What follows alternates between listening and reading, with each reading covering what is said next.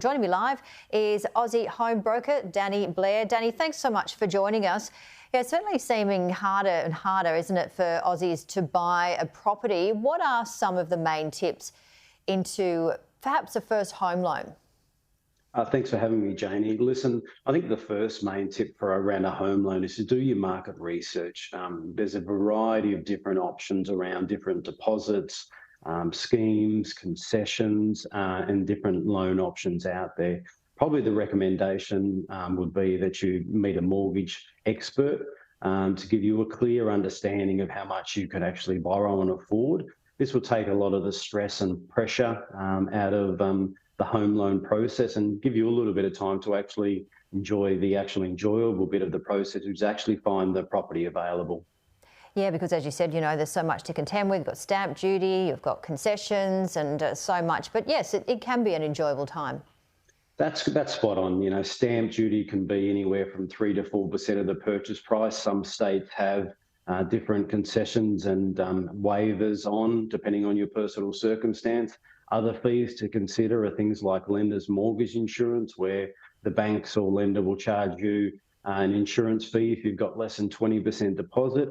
And the other fees to consider are also things like your legal services for the transaction, which can cost you anywhere from $500 to $2,500. It's really important that you're speaking with your mortgage expert to make sure you work out which of these fees are applicable for your circumstance, and you're taking them into consideration for your budget and also your deposit, because a lot of particularly first home buyers don't do this when they're looking to purchase their first property.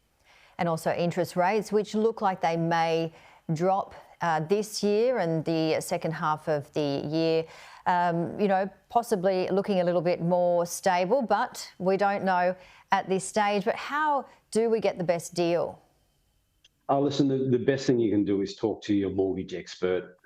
There is so many different variety of options out there in the market at the moment, from different rates, different concessions, different everything else. I think it's vital that you speak with a mortgage expert. If you are talking to your bank or lender, please ask them for a better rate.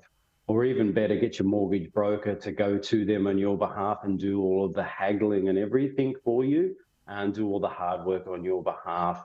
In 2013 at Aussie, we had 6 out of 10 of our borrowers actually receive a better rate from going away from the big four banks. We are seeing a less competitive market at the moment.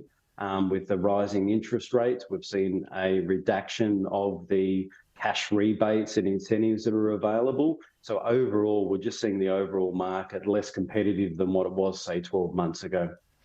What do we have to be mindful, though, if we do transfer from one bank to the other? Are there fees that we have to watch out for or anything else? Yeah, you've definitely got to be aware of all the fees associated with a transaction. So you've got to be wary of any discharge fees from your current bank. Also, if there's any state government charges to re-register the mortgage, as well as the ongoing fees for the application fees for the new actual loan when you're changing.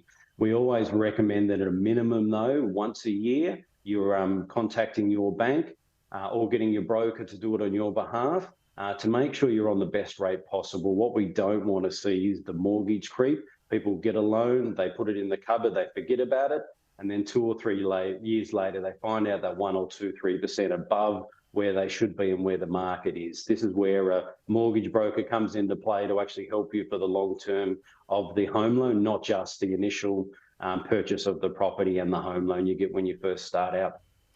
All right, and can you give us a bit of a snapshot of what we did see in 2023? Listen, 2023 was probably the hardest year for first home buyers we've seen in the last 12 years. We had rising interest rates. We had a slow wage growth, and we had a lack of housing supply. In saying this, we actually seen an increase in first home buyer activity in the market to higher than normal levels. 18% of the market was first home buyers in 2023, which is a 6% jump on 2022. At Aussie, we actually had 26% of all of our borrowers be first home buyers in 2023. I think what this shows is that although it is tough and challenging, as you've alluded to, Janine, I think what it actually does is shows that first home buyers are actually willing to give up on quite a lot before they're willing to give up on their home ownership dreams. And what about looking to 2024? What are your predictions? Yeah, we're a lot more positive for 2024. We feel that we should see a stabilisation around interest rates this year. We're really hoping that the RBA, we have a couple of cash rate reduction towards the back end of 2024. We also think that the housing supply market should return to more normal levels than we've seen in 2023. All right, great analysis. Thanks very much, Danny Blair. Thanks for joining us today. Pleasure.